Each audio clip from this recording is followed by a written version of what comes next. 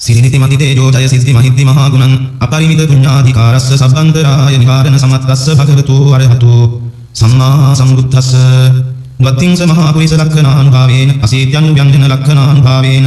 අට්ඨුත්තර සස මංගල ලක්ඛණානුභාවේන චබ්බන්න රංසානුභාවේන කේතුමාලානුභාවේන දස පාරමිතානුභාවේන දස උපපාරමිතානුභාවේන දස පරමත්ත පාරමිතානුභාවේන සීල සමාධි අඤ්ඤානුභාවේන බුද්ධානුභාවේන ධම්මානුභාවේන සංඝානුභාවේන